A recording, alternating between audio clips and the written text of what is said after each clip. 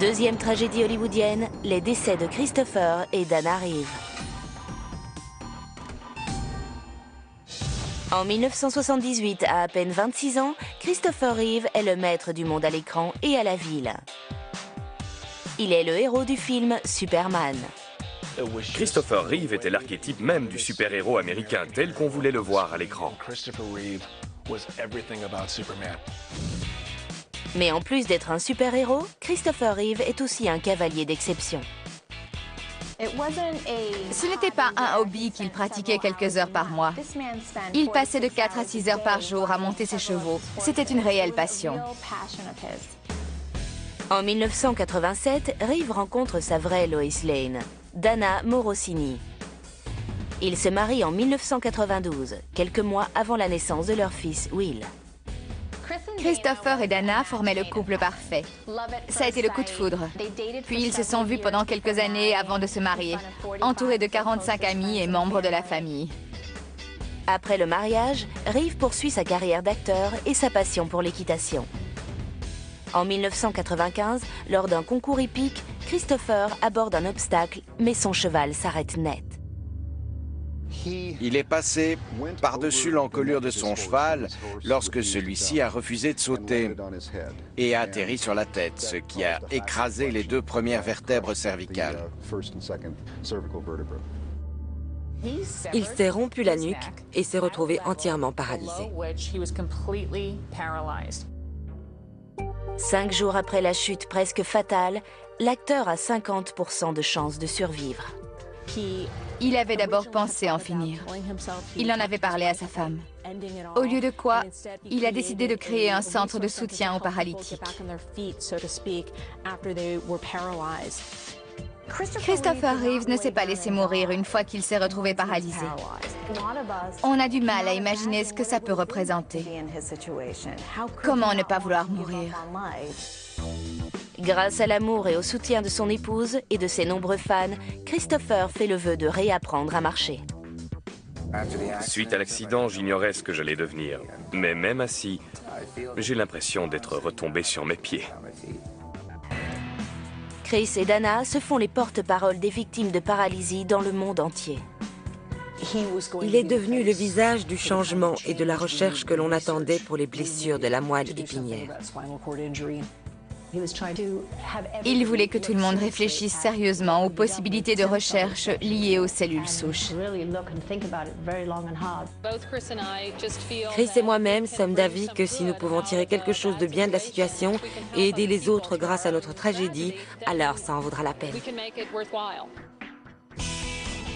En 1997, Christopher Reeve reçoit une étoile sur le Hollywood Walk of Fame. Je suis très heureux d'être ici. Bien sûr, après ce qui s'est passé il y a 2 ans, je suis heureux d'être n'importe où. Qu'on se souvienne de moi après 20 ans au moment le plus improbable dépasse mes rêves les plus fous. Il persévère et triomphe de l'adversité dans le pire moment qu'on ait jamais eu à traverser. Les gens disent « Dana, tu le soutiens ?» Mais non, c'est lui qui me soutient. Contre toute attente, Reeve vit encore 9 ans et demi après l'accident qui lui a presque valu la vie. Mais en octobre 2004, il décède à l'âge de 52 ans de complications dues à sa paralysie.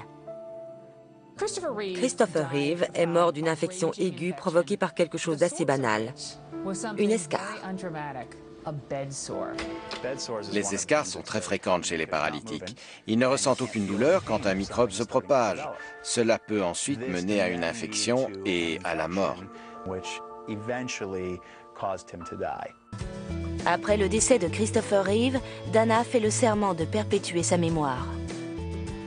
Elle envisage aussi de reprendre sa carrière de chanteuse.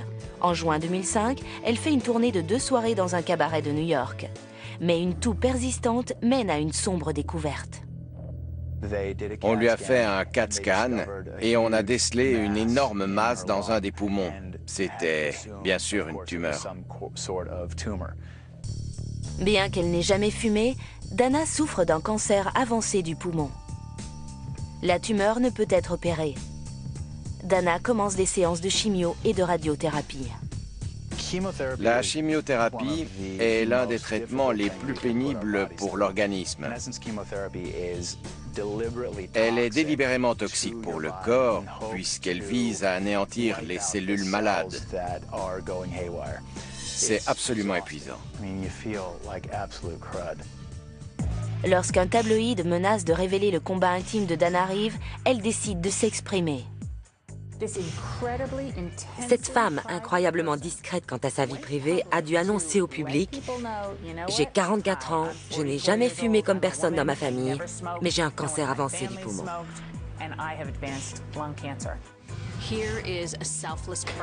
Cette femme admirable qui a soutenu son mari allait elle aussi souffrir. C'était injuste. Dana se bat courageusement pendant 7 mois. Mais le 6 mars 2006, 1 an et demi après la mort de son mari, elle décède à l'âge de 44 ans. C'est tellement injuste pour leur enfant. Il a très peu connu ses 2 merveilleux parents. Faire tant de bien pour tant de gens qu'on ne connaît pas ou qu'on ne rencontrera jamais, et ne pas vivre assez longtemps pour voir les résultats de ce qu'on a fait. Mais jusqu'à son dernier soupir, elle a poursuivi ce travail et encouragé les autres à suivre l'exemple. C'est admirable.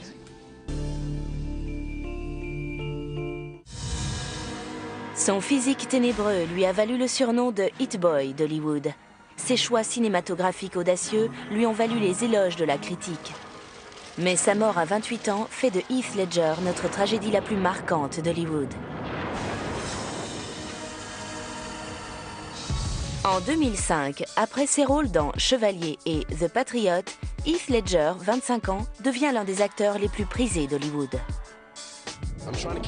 Je veux m'amuser, alors j'essaie de jouer des rôles variés. La prestation de Ledger dans la peau d'un cow-boy dans Brokeback Mountain lui vaut d'être nominé aux Golden Globes et aux Oscars. C'est un immense honneur d'avoir pu travailler sur un tel film, avec de grands acteurs et un grand réalisateur, et de voir que le résultat est réussi et bien accueilli. C'est très bien. L'acteur doit jongler à la fois entre la célébrité et la vie de famille. C'était un artiste torturé. Il avait du mal à faire la part des choses entre les diverses contraintes et les diverses attentes qu'on avait de lui, à la fois à l'extérieur et à l'intérieur. Heath doit aussi gérer sa rupture avec sa co-star Michelle Williams.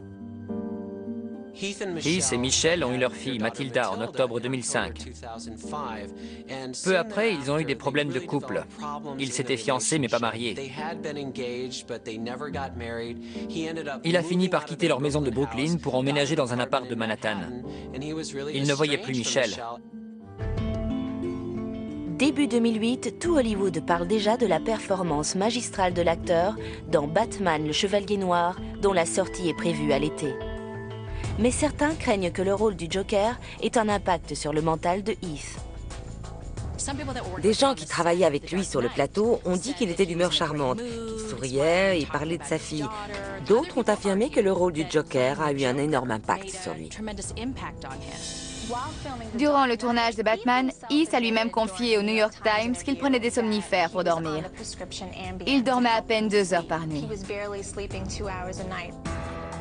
À la fin du tournage, Heath Ledger travaille 15 heures par jour sur le tournage londonien de son film suivant, l'Imaginarium du Docteur Parnassus. Heath tenait le rôle principal et subissait une forte pression. C'était un film sombre, fantastique. Beaucoup de gens pensent que ses insomnies et son stress provenaient de ce rôle très sombre.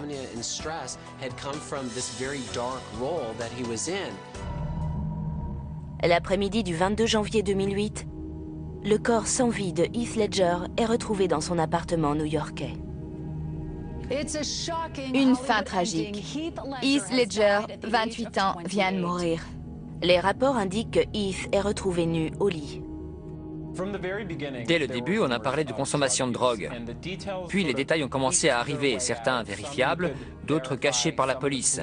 Mais dans l'ensemble, personne n'avait de preuves formelles. À l'annonce de la tragédie, des centaines de badauds s'attroupent devant le loft de Ledger, dont le corps est placé dans le fourgon du coroner. Il régnait un chaos incroyable en bas de l'immeuble de Heath Ledger. Les fans voulaient voir de leurs propres yeux ce qui s'était passé. Les paparazzis étaient à l'affût. Les caméras de toutes les chaînes de télé attendaient. La police ne trouve aucun signe de meurtre. La question est donc accident ou suicide. La première autopsie n'est pas concluante. Je ne dirai rien tant que le médecin légiste n'aura pas fait son rapport. Pour l'instant, il prétend qu'il n'y a pas eu meurtre. Nous allons voir ce que donne le rapport toxicologique. 2 semaines après le décès, le médecin légiste publie son rapport. 6 médicaments sur ordonnance ont été retrouvés dans le corps de l'acteur. On a retrouvé plusieurs médicaments dont des analgésiques, des somnifères, des anxiolytiques, ainsi que de la doxylamine, un antihistaminique obtenu sans ordonnance qui aide aussi à dormir. Pris tous ensemble, ces médicaments peuvent réduire le rythme respiratoire et être fatals. Pour conclure, la cause du décès est un accident dû à la consommation excessive de médicaments sur ordonnance. Normalement, un médecin aurait dû contrôler sa prise de médicaments. Mais souvent, quand les acteurs tournent au voyage, ils ont plusieurs médecins qui prescrivent des médicaments. Et parfois, les gens ne réalisent pas que certaines substances ne doivent pas être mélangées. Heath Ledger est incinéré et ses cendres sont dispersées près de la maison de son enfance. Après sa mort, il y a eu une messe privée à Perth, en Australie, avec les amis et la famille. On a vu Michelle Williams dans l'eau et j'ai trouvé ça rafraîchissant. Ils ont eu une fille ensemble. En août 2008, Heath fait à nouveau les gros titres à la sortie de Batman, le Chevalier Noir.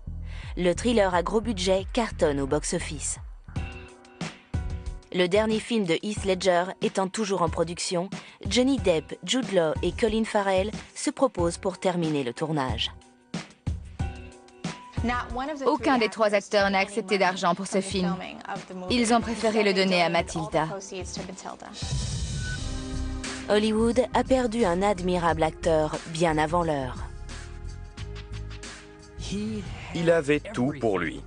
Sa carrière aurait pu durer des décennies. Quand on l'a trouvé mort, ça a été une terrible tragédie. Tout le monde a été complètement abasourdi. Sa perte s'est fait sentir dans tout Hollywood.